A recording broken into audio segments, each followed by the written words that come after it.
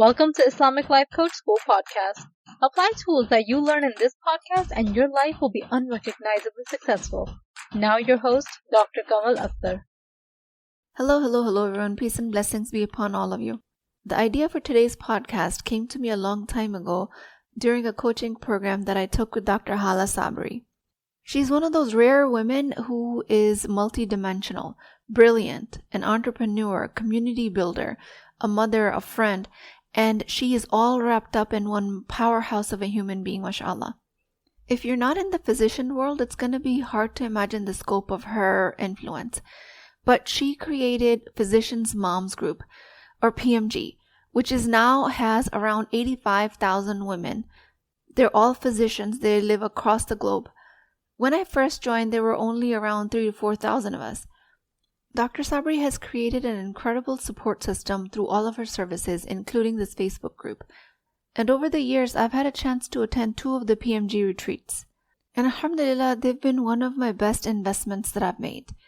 During one of these retreats or a group coaching session with her, someone brought up a topic for coaching, and then she brought up the idea of being a CEO of your life.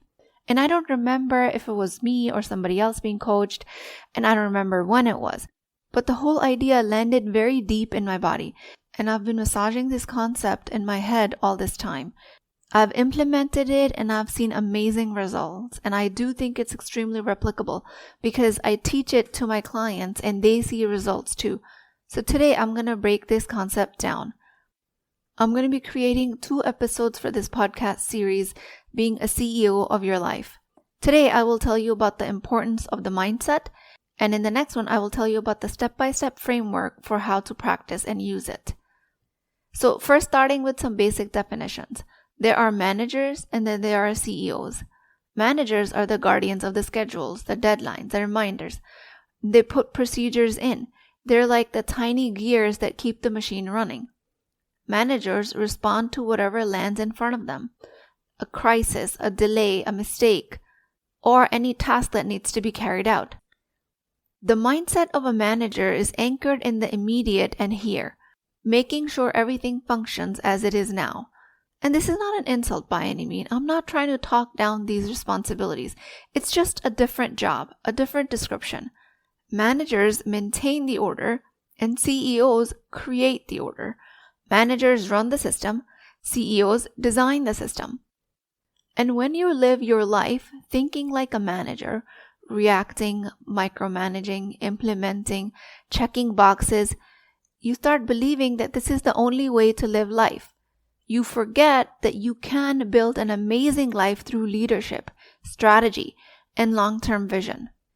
So CEOs, on the other hand, live through an entirely different attitude. They operate from vision, long-term strategy, not from the noise of the daily tasks. And this is not to say that you're not going to be switching your hats and going from a manager to a CEO within seconds during the same day. You are going to be doing that. But the CEO is the one who defines the mission. She sets the direction and decides what goals are important and what are not for this company. As a CEO, you create the future, the culture, and create a vision that everyone follows. Managers worry about the mechanics, the deadlines, the to-do lists. The CEO shape the meaning behind it, and they create the frameworks. They design the systems that make these mechanics easier, faster, sustainable, and efficient. Your job as a CEO is to be focused on future, growth. A CEO doesn't solve the problem today. She asks, how do I prevent this problem from becoming tomorrow's problem? Enforcing procedures is a manager's mindset. Questioning them, creating new ones, and learning strategies is the CEO. CEO does not micromanage the tiny details. So to understand this shift even better, we have to look at what makes the CEO be at a completely different altitude. What is the energy of that role? What is that mindset? What makes a CEO operate differently compared to everyone else? And I'm going to be talking about this as it relates to your daily life, not necessarily the corporate world. Although, of course, that mindset applies to the corporate world. That's where the term Chief Executive Officer comes from. but I want you to see how it's applicable to your life without you ever carrying that title. Now, elaborating on this comparison, you might see that your home is being run like a chaotic startup. No system, no onboarding, no clear roles, just you as an exhausted woman going from one task to another. The laundry, the dinner, the bedtime, they're all crises in management. And as a manager, you're not going to have a chance to zoom out and see what solves this problem. How can I improve the company culture? If you stay in the manager's mindset, you're going to continue to stay at the level of trying to put out daily fires. As a CEO, your responsibility is to ask questions like, what does this household exactly need? What kind of organization and structure does it need? What will make it sustainable?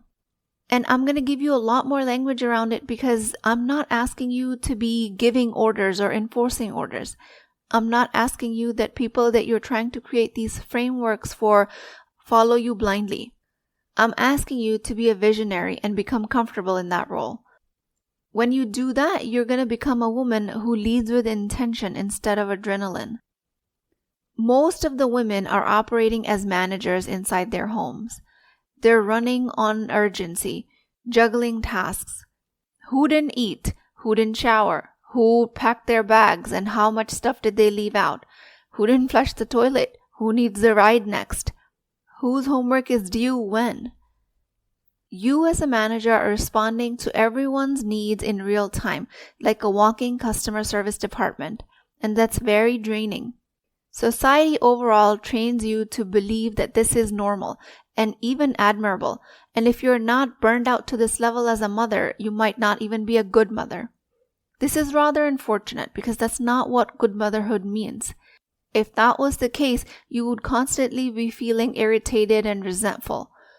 Now, a woman who runs a household as a startup versus a multi-million-dollar enterprise, she is going from the mindset of a middle manager to a mindset of a CEO. When you as a woman step into the CEO role of your own life, you rise above the constant noise of getting things done. You become the one who decides the culture of your home. And this is not done by controlling everyone. It's done by anchoring yourself in your own vision and clarity and purpose. That way you're going to stop drowning in the daily mechanics of things, meals, laundry, bedtime, carpool. And from this mindset, you're going to start asking questions that are going to change your life. What kind of home do I want? What values do I want my children to embody? What systems will support my sanity 5 years from now? And not just today. That way, instead of reacting to every spill and every argument and running after your kids because of their forgotten assignments like a police officer, you anticipate this future and start solving for it. This is much more sustainable. This is much more strategic. This is where your authority has a completely different aura. You're much more coherent, much more magnetic. This way, you're becoming a person who leads your life, not somebody who wants to control everyone and everything because she's always so frustrated. What I really want you to take from this is the mindset behind all of these roles. The manager and the CEO move through the world with two completely different internal postures. One is reactionary, one is directional. One is how do I handle what is in front of me, which has a time and a place, and the other one is how do I design what's ahead of me. This is a real multifaceted, multitasking Muslim woman.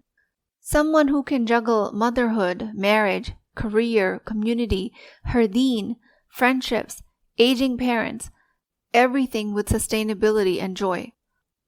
You are performing both roles of a manager and a CEO every day, but you're leaning into your manager mindset a lot more than the CEO mindset. You already do it all. As a manager, you're the scheduler, the cook, the crisis intervention team, the household therapist, the Uber driver. You're already doing the managerial tasks. What you're not doing or barely doing is tapping into the CEO mindset. And that is the part that will save you. That's the mindset that will pull you out of your burnout.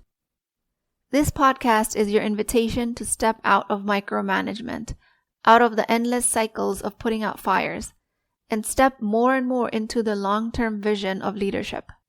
When you start to treat your life the way a CEO treats her company, the managers that carry out the routines, all of the people around you, they automatically start organizing themselves. The managers come into place. More and more people start to fill the role of managers.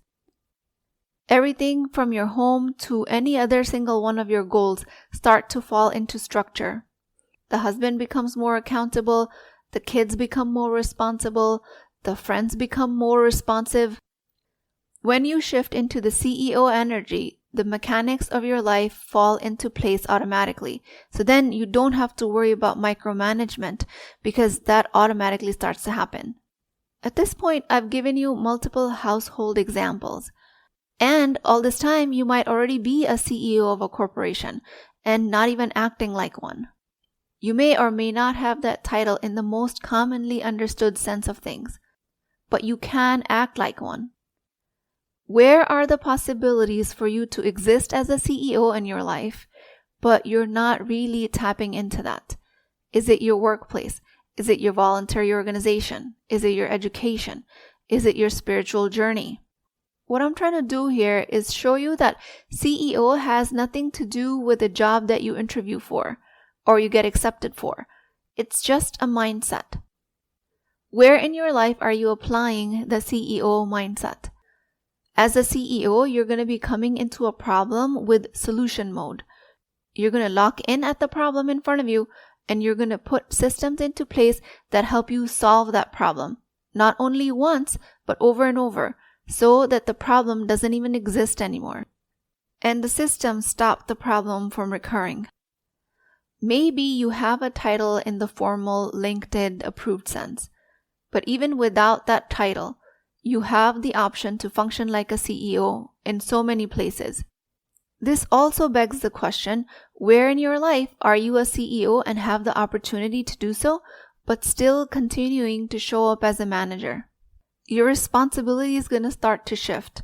You're going to start asking questions like, what systems do I need to put in place for this household to run smoothly? What will make this sustainable for me and everyone else? What structure supports the kind of family culture I want to raise my kids in? When you start asking these questions, then your CEO brain is going to start creating frameworks. Maybe it's going to look like the one child is fully responsible for the laundry, while the other one handles dishes. Or maybe it looks like that each child is going to do their own laundry and their own dishes. Or they're going to rotate each responsibility weekly. Or you're going to assign days. Or you're working on creating a system where everyone shares a task.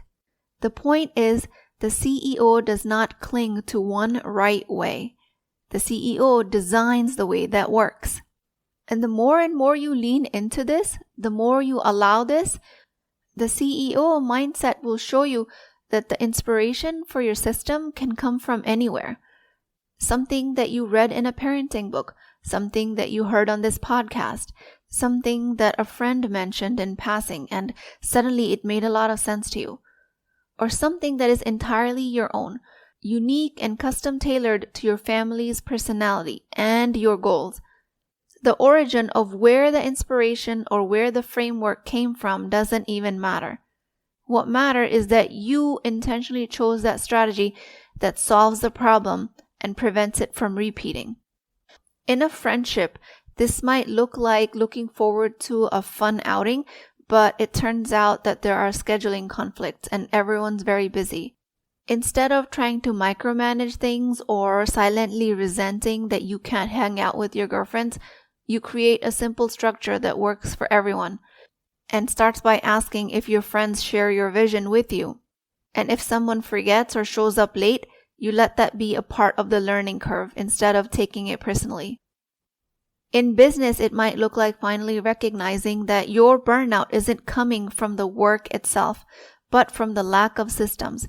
So you clarify your vision, you reorganize the workflow, and you allow the mistakes to sharpen a stronger and stronger future structure.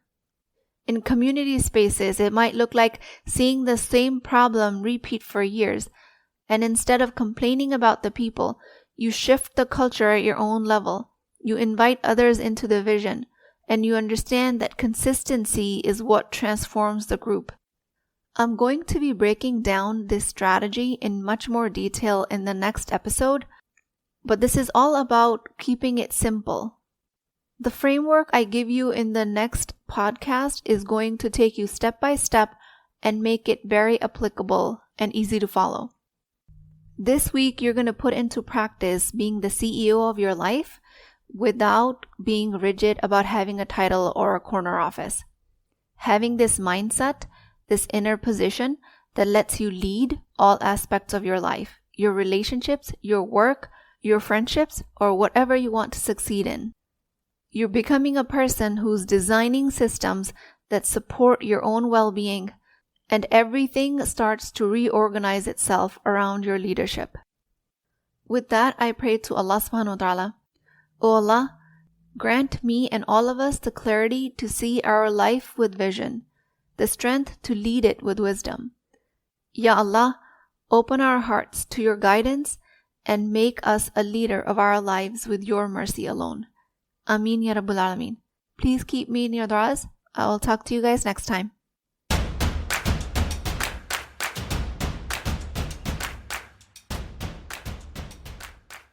Before you go, I would love to hear from you.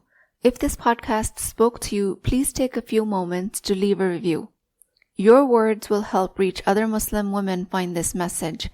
And think of it as a small act of sadaqah jariyah, a continuous charity, because your review could be the reason another sister finds healing. And plus, I read every single one of your reviews. They truly mean a world to me.